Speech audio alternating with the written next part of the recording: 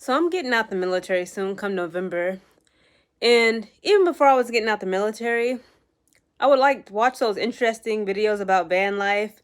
People living out of their van in order to save up money to buy a house, or if they just wanted to do van life full time because they just hated being tied to an apartment, a mortgage, a home, a city, a job. They would just, rent out or either just buy an RV, a Sprinter van, camper, etc., etc.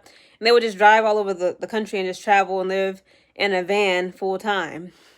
And I was thinking about that too, but it's literally when I had did my research, I don't care how much money you save. You just can't put a price to me. Again, I'm going to put my zodiac sign into it.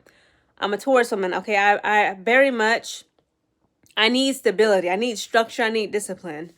You can't put a price on peace, stability, and just convenience. Like people was talking about how, you could just, because I already have a Planet Fitness membership. They said it's just $20. So if you need a hot shower, just have a Planet Fitness membership and you can just drive to your nearest Planet Fitness. But Planet Fitness is not in every single state or every single city in America. You know what I'm saying? So it's the logistics of having to drive around to certain areas and spots and cities just to take a hot shower.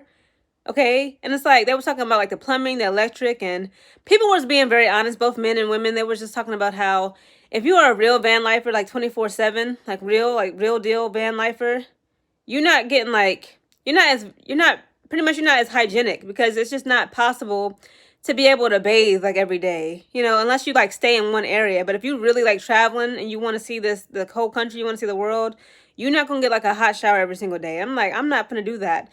And then of course, safety, yes, when you're living in an apartment, renting an apartment, or living out of a home with upstairs, downstairs, 4 walls. Yes, you have, incidents of burglary is high. You can live in a crime-infested, neighborhood. You got to deal with HOA fees and mortgage and rent and property taxes.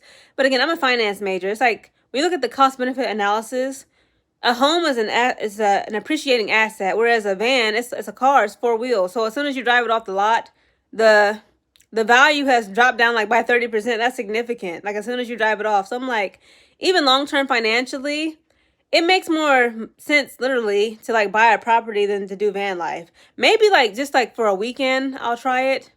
Or maybe a week. But people who do it say you know what, to hell with paying a mortgage and all this. I'm living van life for the rest of my life.